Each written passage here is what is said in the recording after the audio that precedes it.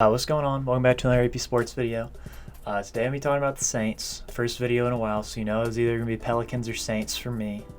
But I chose Saints. The season's coming up. I'm super excited. I think people are sleeping on the Saints. I think they've got a lot of potential this year. Even though they had the absence of a Hall of Fame QB, I still think they've got a great shot. I'm going to go over why. So to start off, I'm going to go over what wins championships, and that's defense. So I'm going to talk a little bit about the Saints defense for a little bit here. Some key losses. They lost Janoris Jenkins. He's now a Tennessee Titan. So tough loss. Love the Titans though, so I'm okay with it. He was the Saints' number 2 corner last year and had a lot of really timely interceptions actually. Thought he was a great player for us. And then Trey Hendrickson, he's another really big loss. He was like top 5 and almost led the league in sacks. He was top 5 in total sacks on the season. He was a big part of our Saints pass rush. Cam Jordan obviously headlines that pass rush with his ability to get to the quarterback, and so Trey was able to take some of those one-on-ones and get to the quarterback pretty easily. Another big loss on defense.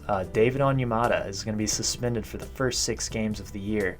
He is one of the Saints' better defensive tackles. He does not deserve nearly as much recognition as he should. He's a big part of the reason, especially that really run stuffing is as good as it is. A couple other things. So this Saints defense is relatively similar to last year, minus those losses I just mentioned. The biggest weakness right now is at cornerback. Now, I really like Marshawn Lattimore. I think he is definitely a number 1 corner. Big fan of him. I think he can do great things, but he's had some injuries in the past, just knick-knack injuries here and there. The Saints don't have a lot of depth at corner. All right, hey guys, what's going on? Big wrinkle in the Saints video, so I figured I'd go ahead and record this. The Saints just traded for Bradley Roby from the Houston Texans. No word on what the Saints have given up quite yet, but he more than addresses that need at cornerback number 2. I personally have not watched a lot of Bradley Roby, considering he was on the Texans, but he was drafted in 2014 by the Broncos in the first round, so he's clearly a very talented player. I've been on Twitter and just seeing some of the replies. I don't know how true this is, but people have been saying that they believe that he's as good or better than Janoris Jenkins was. If that's the case, I obviously don't know what the Saints gave up, but that is a big piece for this team. I feel like I mentioned it several times in this video that the biggest need was corner. I don't know if y'all will be seeing those parts of the video. I might try and cut it out really fast and throw this in there. But yeah, sorry if the audio is not as good from this portion. But yeah, the Saints just traded for Bradley Roby, formerly on the Houston Texans, former first-round pick, and should be a really good option at cornerback number 2. He was playing cornerback number 1 with the Texans. Obviously, that defense wasn't very good, so we'll see how, I guess, he does on the Saints. Yeah, I'm really excited. Great pickup by the Saints. Now you don't necessarily have to rely on guys like Paulson Adebo, who's a rookie. You don't have to rely on guys like Ken Crawley, PJ Williams, who you've seen out there before and haven't necessarily performed to a super high standard that you would want your cornerback number 2 to be at. So yeah, with that being said, enjoy the rest of the video. See ya. We also have strong linebackers. Damario Davis, I believe, is one of the most underrated players in the NFL. He is an incredible linebacker for the Saints, provides leadership, provides toughness, provides strength. He can blitz, he can stop the run, he can play a little bit of coverage. He does everything. Love Damario. Then you've got Zach Bond, who's looked really good in preseason. You could see him maybe get some minutes. Quan Alexander, he actually tore his Achilles in December and is fully back. He's been playing in preseason, and he's honestly looked really good. He honestly could look better after the Achilles tear. Then Pete Warner, who's a rookie, also has looked pretty good. So linebackers and safeties, I would say, are our strengths. You could also look at the D-line and say that's a strength. I didn't want to necessarily say that just because Onyemata is going to be out. But our run defense is incredible. You've got Cam Jordan on the edge, who's always going to be reliable. And you've got a guy like Peyton Turner, who's a rookie, who I think could be really good. And then you also have Marcus Davenport, who I think he needs to have a breakout year if he's going to, solidify himself as a good DN. He's had some time. He's had his injuries. So hopefully he can, really step up this year. All right, so I'm just going to go over the defense last year and how they were ranked in some certain categories, because I didn't even realize the Saints defense was this good, and I watched them for about every single game. They were ranked 4th in rush yards allowed on the season, 2nd in rushing touchdowns allowed, 4th in yards per attempt on the run, so not allowing a whole lot of yards. They were ranked number 5 in total pass yards allowed, ranked number 1 in total interceptions, ranked number 3 in total turnovers, ranked number 6 in first downs allowed. So they're basically top 5 in every single one of those categories, other than that last one. And those are all incredibly massive categories. And this defense only, I think, got a little bit worse. And you could even add that guys like potentially Zach Bond, Pete Werner, and then you've got Paulson Adebo, like Peyton Turner, all these young guys, you never know. They could hit and have a really, really great season. And this defense could have even gotten better.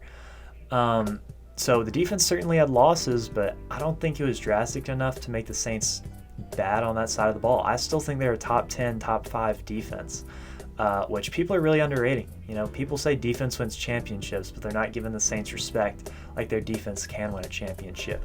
So that's something, you know, that's that. Yeah, the defense is really, really good.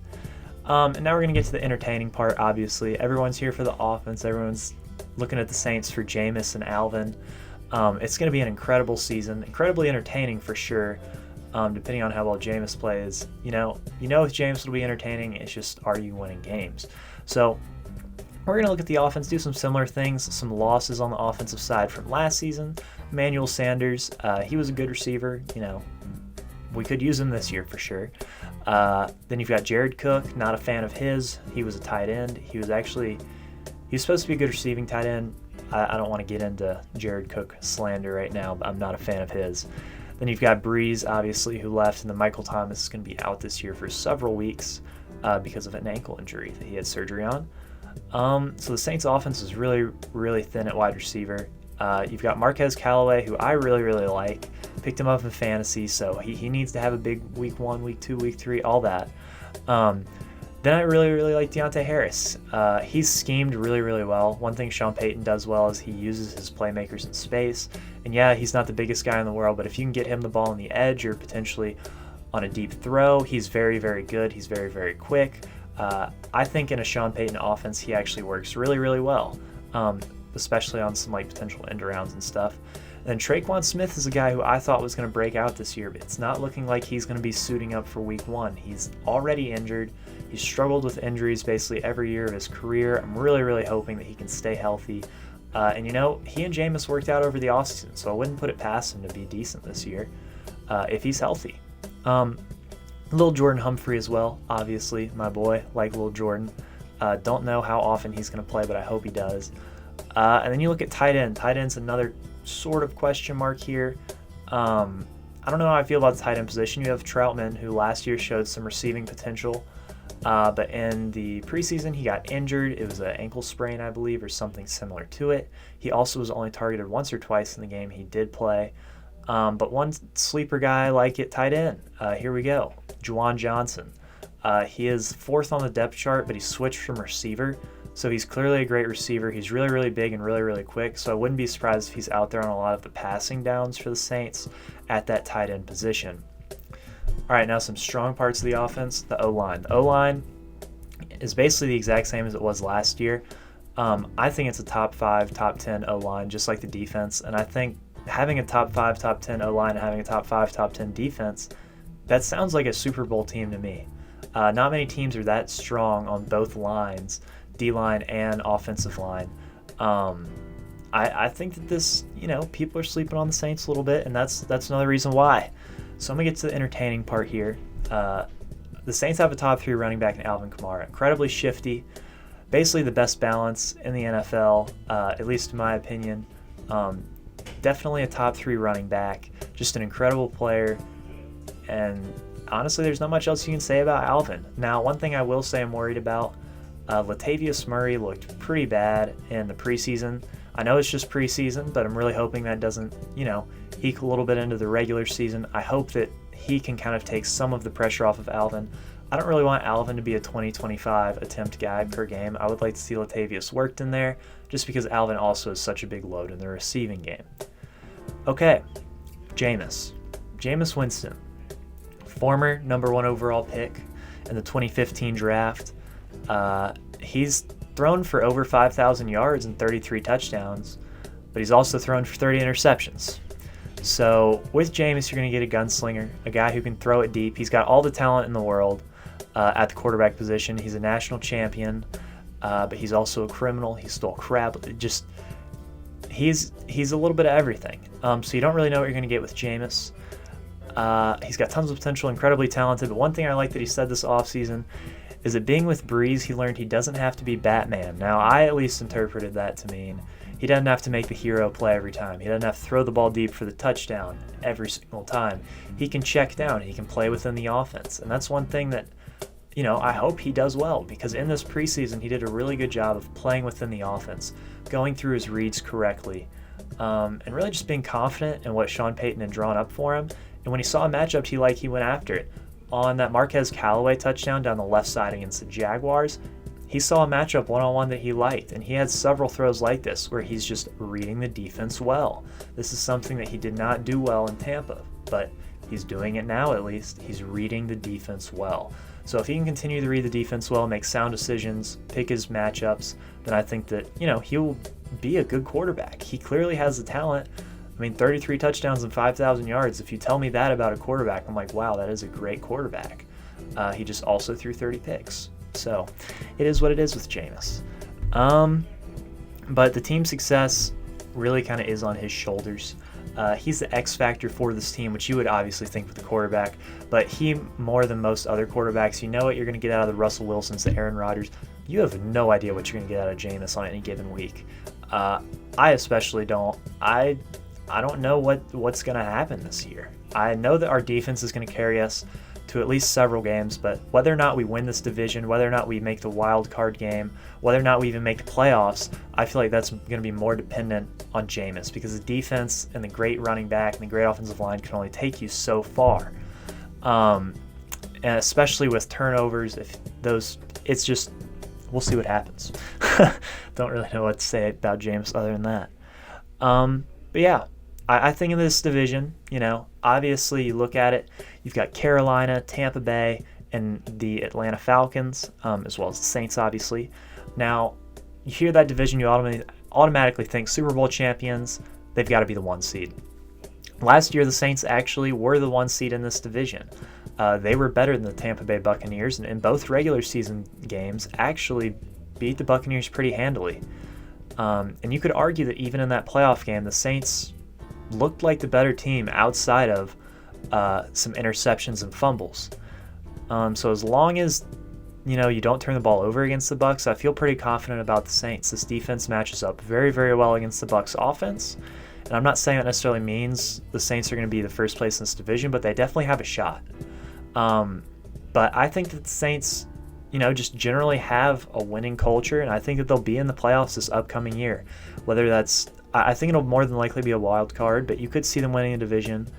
And I think some of the reasons they won a lot of games last year, they went 12-4. They did start the year 1-2 as well, so they really rallied towards the end of the year. One big advantage they had was they got the defense rests. They were able to sustain long drives. They ran the ball a lot, ran the clock down, and just kept their defense on the sideline and kept the other team's offense on the defense on the field. So that was really, really helpful for the Saints last year. That's why they won a lot of games. And yeah, this Saints team last year was able to win games with Taysom Hill, who I think is worse than Jameis Winston at quarterback. Now you could say it's because Taysom doesn't really turn the ball over, which is valid, but Jameis cannot turn the ball over too. I don't see why he can't. He's more talented as a thrower, so he just has to make better decisions. That's all Jameis has to do, is make better decisions and play within the offense and pick his matchups carefully. So yeah, that's how I feel about the Saints this year. Obviously you're watching this video and you live in Louisiana. I guess so. I don't even know how to say this, but Hurricane Ida obviously sucked. So I hope that you all are doing well and recovering. And I wish all of you the best wishes that were involved in that. But yeah, thanks so much for watching, and who dat?